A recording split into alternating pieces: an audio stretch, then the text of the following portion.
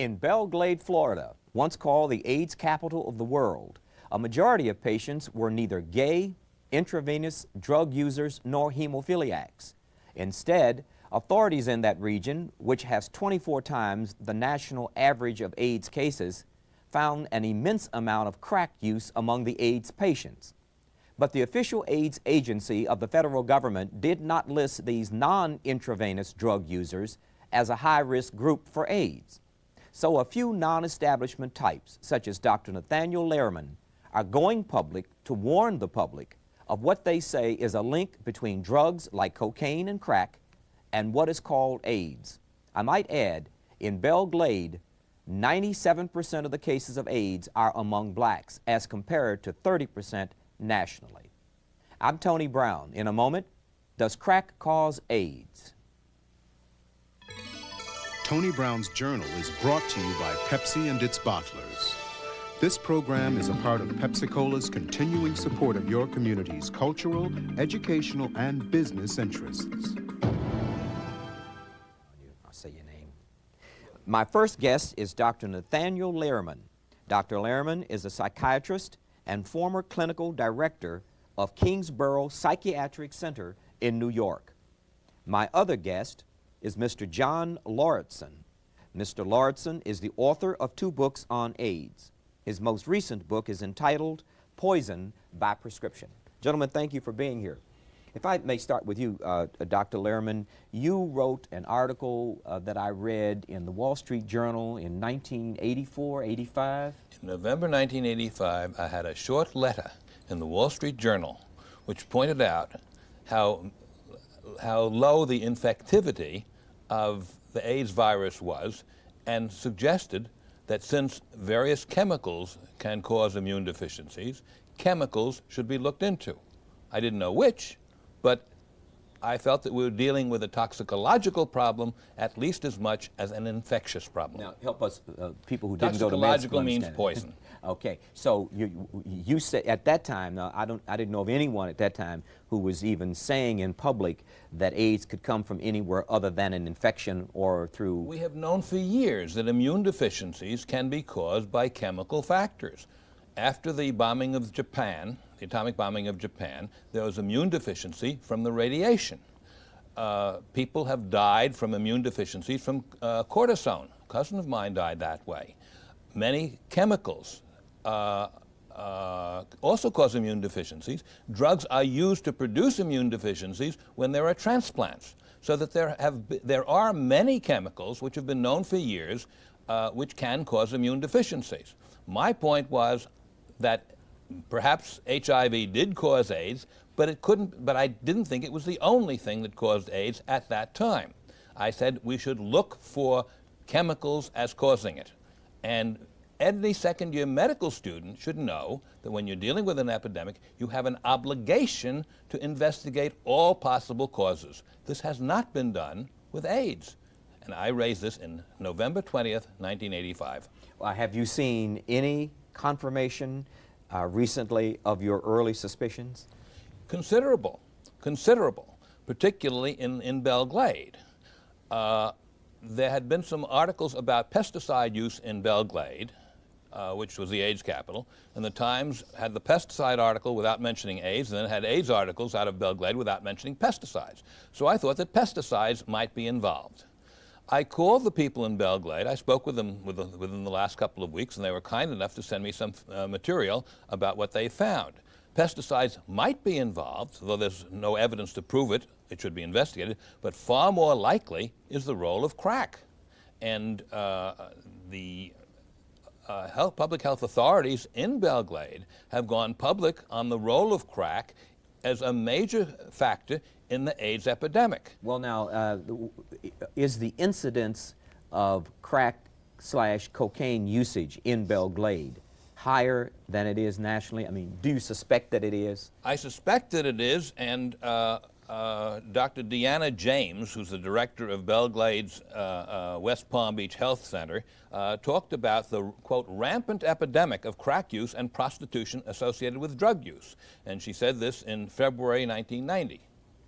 Now, does that follow? I read one study that on prostitutes prostitutes who were not drug users had a very low incidence even of HIV infectivity, certainly had a low incidence of AIDS. Prostitutes who are drug users have a very high incidence of HIV infectivity / AIDS. Is that correct? I believe that it is.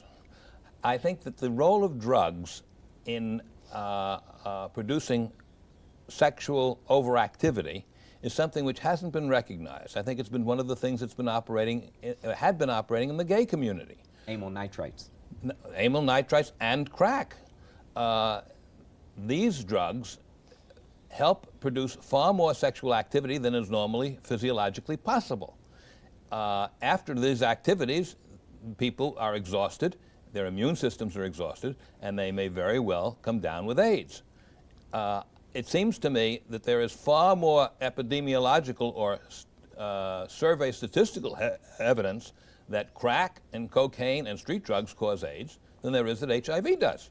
Mr. Lauritsen, we now have a new phenomenon in America, and that is that people such as yourself and the book you wrote, AIDS by Prescription, I think it's or Poison by Prescription, right, are asserting that one, and you correct me if I characterize you incorrectly, one, AIDS is not caused solely by HIV or the infection of the virus. B, that it is multifactored, and that is you have to have a series, or not a series, a combination of factors, one of which I suppose could be, or you may agree, may be HIV. Are we essentially looking at a drug injury that we are calling AIDS, or are we looking at a series of diseases, combination of diseases that we call AIDS, which is in effect precipitated by a drug injury? Well, let me explain that from the very beginning I've approached this from the standpoint of my own field, which is survey research. So the question I put in the very beginning was, what are the characteristics of people that have AIDS? What are they like, and what reasons might there be to account for their getting sick? And this is research that is done, if at all, very poorly by the Public Health Service to date. But I have seen from what research there is, as well as my own observation, and I think I have known probably quite a few hundred people with AIDS, that you could make a very strong case for saying that drugs, both medical and recreational, were the main reason that most of these people got sick. But I would start and say that I think the whole concept of AIDS is a phony construct. What we really have is certain groups of people who are very sick in certain ways. It's not only their immune system by any means that they're sick with. And as far as HIV is concerned, that's been discussed on your program, and to me that's a dead turkey. You know, I think the HIV/AIDS hypothesis is dead. It's dead because there are not just a few cases, but many tens of thousands of AIDS cases where there's no evidence whatsoever of past or present infection with HIV. And the HIV hypothesis is dead also because the virus is totally inactive from a biochemical standpoint. And the scientists have different ways of measuring this, but it would be like a human being if you measured his biochemical activity. At one extreme, you might have somebody playing tennis. The other extreme, you might have somebody who was dead. And in between, you'd have, you know, a whole range. HIV in people with AIDS would be the equivalent of somebody sound asleep, perhaps even in a coma. If that's the case, a biochemically inactive microbe can't do anything, and HIV doesn't. So I think what we have to do is be very open-minded and find out what really is what's called AIDS and what causes it.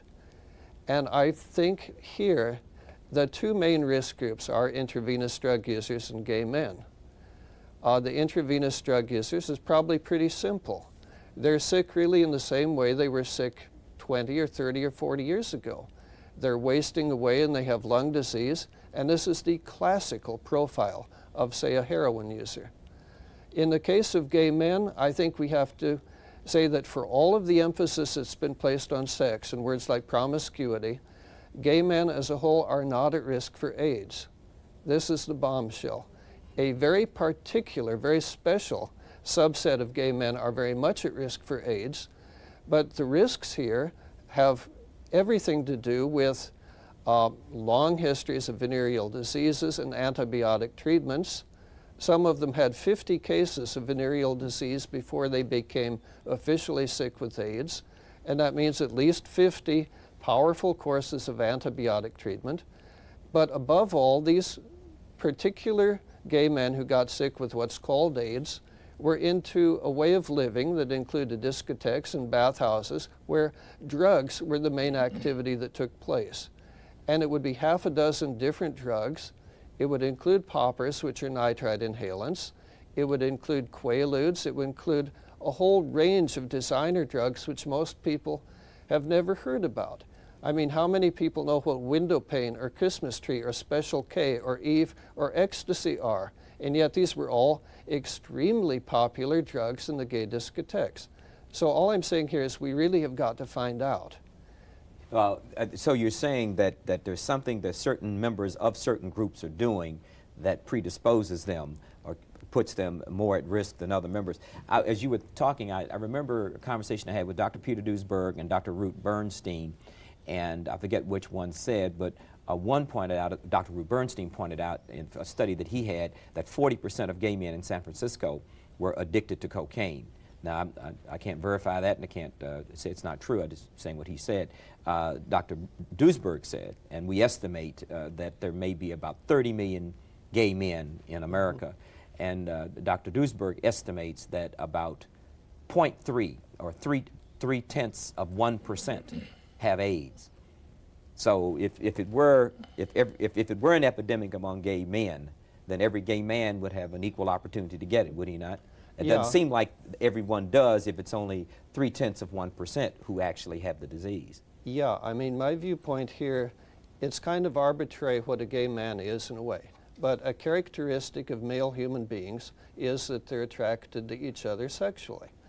And, you know, a lot of this is done secretly, and many people don't admit it, but I would say most of the men watching this program will know either that they themselves have had gay sex at one time in their life, or at least that they have thought about it a lot and perhaps at some time wanted to. This is a reality here. And with many, many millions of American men having sex regularly with each other, it's only a very tiny percentage that got sick in ways that are called AIDS. And those people had plenty of other health risks that could explain why they got sick. Now, either of you, all of that having been said, someone at home is saying, fine, but I know people who are not in these groups who got AIDS. I know Mary who had sex with Bob one night and she got AIDS. Now, Mary doesn't use drugs, etc. How do you explain these cases? How is it that a, quote, average, if there is such a person, heterosexual woman, and women have a very low incidence of AIDS, have sex one time with a man and get AIDS? Well, we don't know. Yeah, we don't know. We don't know what else has been involved. And also, there's been a very considerable confusion between being HIV positive and having AIDS. They are very different things. If you have immune antibodies to measles, you're not a measles carrier.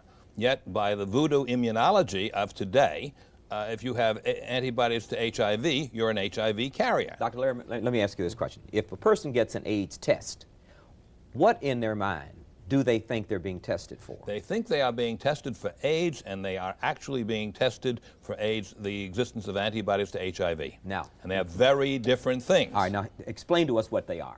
If the average person who's taking, quote, an AIDS test is being tested for the antibodies to a virus called HIV, and we find that they have antibodies, medically, what have we discovered? Nothing of significance. In fact, an immense amount of significance in today's America. But we have discovered that those are the footprints of the virus, haven't we? Having been there. And that the body has successfully fought off the infection? Well, that used to be thought we don't know that anymore. No. That used to be the opinion. I think it's still correct. However, with the AIDS epidemic, classical immunology has been stood on its head. Okay, but short of that, let's use the classic, what I learned in high school science.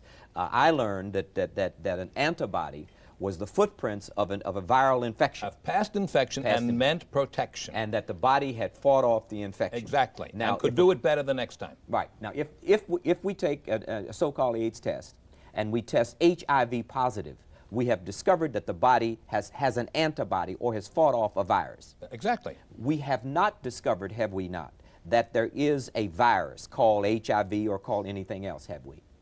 In the person's body? In the person. If we test HIV positive. We can investigate the existence of the AIDS virus, of HIV as a virus rather than antibodies.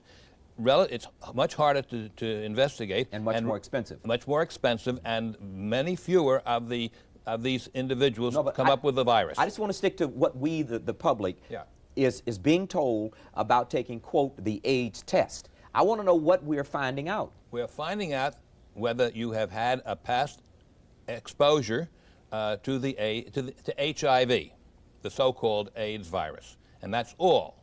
And if you're not in a risk group, statistically, if you test HIV positive, you are no more likely to come down with AIDS than anybody else in the population. What percentage of people who test HIV positive go on to develop AIDS symptoms? I don't know what the exact number is. In the risk groups, it's a couple of percent a year. There's different studies with different numbers. And Duesberg has pointed that out in one of his articles. Right. If you're not in a risk group, and he pointed this out, the likelihood of coming down with AIDS, if you're HIV positive and not in a risk group, is no greater than if you're in the general population and HIV negative.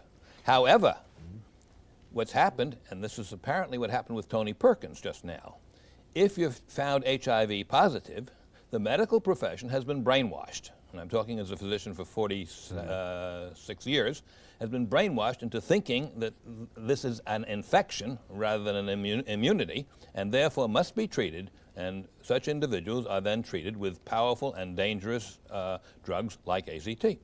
Now, when you then treat this person who has an HIV positive reaction or has found out that they have antibodies, they don't have AIDS, the disease, and are you sure that they have the virus? Because we haven't tested for the virus. All we found was the antibodies. We know that they have had the virus. Well, whether the virus is still there, we don't know. We don't know that. That's so right. We're not testing for the virus. Correct. We're testing for the antibody to the virus. Now, we don't even know if they have the virus. That's and right. we know they don't have AIDS, the disease, but we then, Mr. Lawrence, then go on and prescribe these antiviral therapies, primarily AZT, do we not? Now, if one does take any of these antiviral therapies, what is the ultimate outcome? Pretty bad. Pretty bad meaning what? Death. These are very toxic drugs, and people die from them. Now, isn't all of this based on a misunderstanding of what an AIDS test is? This really isn't an AIDS test, is it? The whole AIDS epidemic is based on misunderstanding. The whole AIDS epidemic is based on misunderstanding and from the failure and the suppression of the role of chemicals such as drugs in its cause. For example, in Belgrade, which you started with, in 1985, when it had the highest incidence in the world, the CDC went in there less interested in the high incidence than it was in the fact that they didn't fall into risk groups.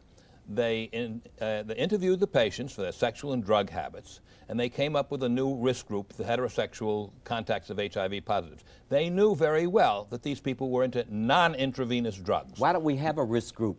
Non-intravenous drugs, that's where we're getting AIDS. That's exactly what I'm asking. Why in 1985 didn't the CDC establish a risk group of crack users particularly, but non-intravenous drug users in terms of the Belgrade experience? Because they were busy defining AIDS as a sexual disease, as a sexually transmitted disease. I don't know why they're blinders, but they sure were blinders. That is the way it's defined, am I correct? Yeah. AIDS is defined as a sexually transmitted disease. However, the figures here of AIDS as a sexually transmitted disease are very different from the genuine sexually transmitted disease.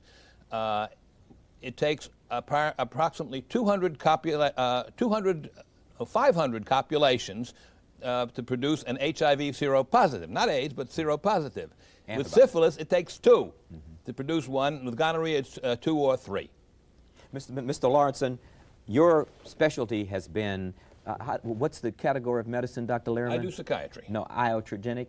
Iatrogenic. Iatrogenic medicine. Now, you tell us what that is, and tell us how the treatment of these chemicals, I will call them, either stops, hampers, or increases the potential damage to the body. Sure. Iatrogenic means caused either by a physician or by medical practice. And we live in an era where many people are very sick with diseases which in fact are caused by medical practice. I want to just go back to the antibody test. They did a study recently where blood from one group of mice was transfused into another group of mice. And the mice that received the transfusion then scored positive on the HIV antibody test, but neither group of mice had ever been exposed to HIV. There was another study where they took blood samples from dogs, and 50% of the dogs scored positive for HIV antibodies, which is to say the test is extremely doubtful, whatever it means. But AIDS is defined as HIV antibody positive, according to these very dubious tests, plus any one of 25 old diseases. So what happens if you say somebody's positive and you give them a drug like ACT? This is a drug with terrible toxicities, and it may take sooner or longer, but eventually people taking it are going to get sick.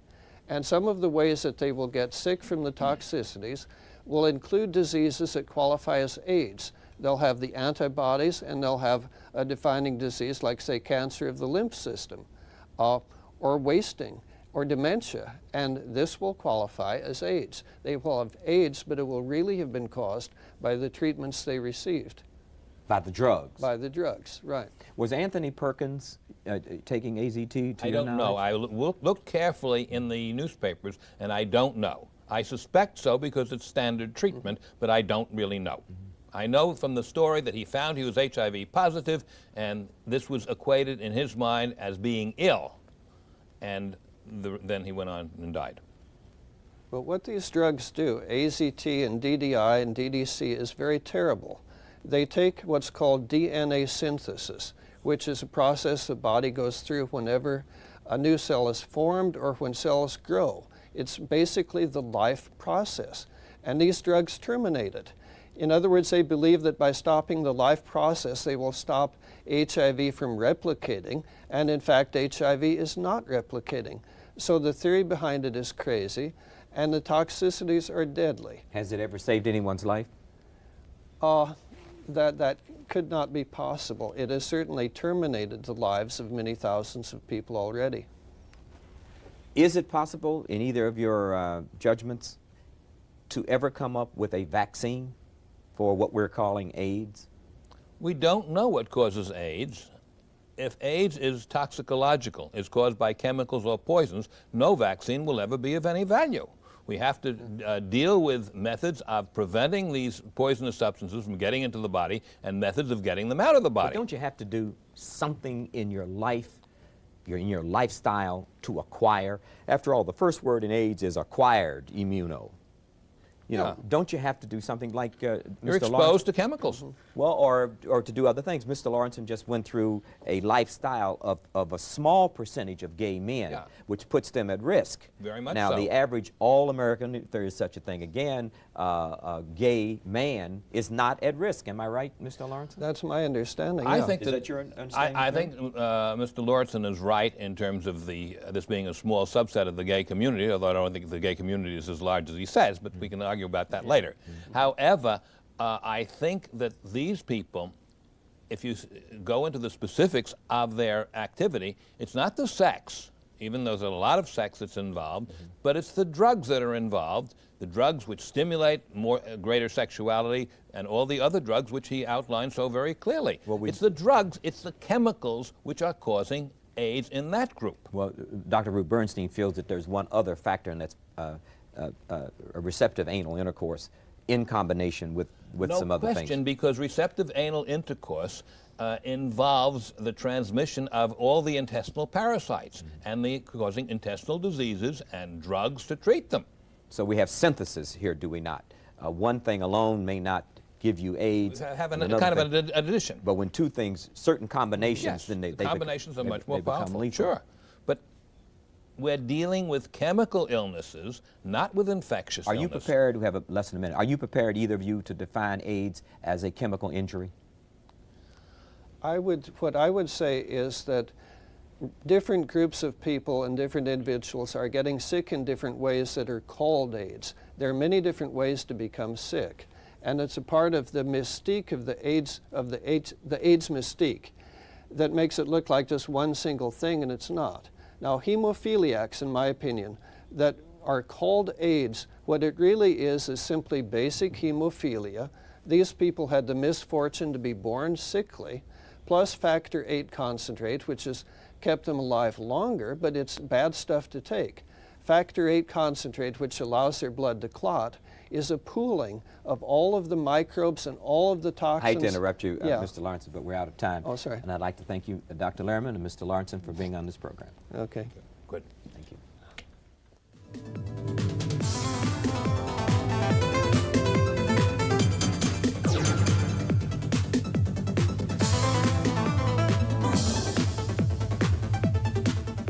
Tony Brown Productions produces this program and is solely responsible for its content. For nearly 2 decades, Tony Brown's Journal has been brought to you by Pepsi and its bottlers. At Pepsi-Cola, we're committed to the communities we serve and their cultural, educational, and business interests.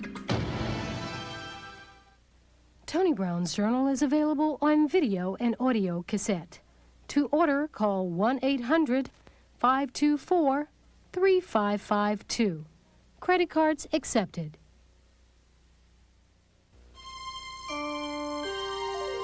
This is PBS.